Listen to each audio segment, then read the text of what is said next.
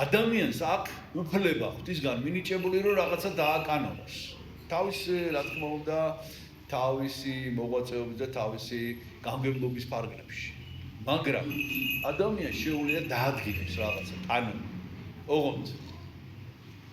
ოღონდ ამ კანონს მე თვითონ უნდა დაემორჩილოს. აი ეს არის ძალიან მნიშვნელოვანი.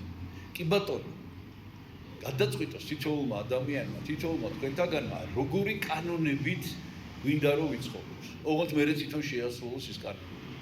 და სად შეიძლება ამ კანონების დადგენა?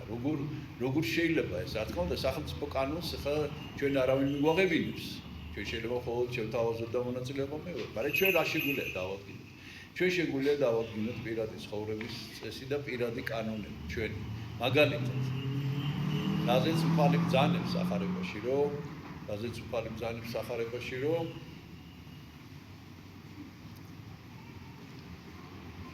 ნუ განიკითხავ, რომ არ იყო განკითხული, რათა არა განიკითხა. აქ ლაპარაკია ძირითადად განკითხვაზე.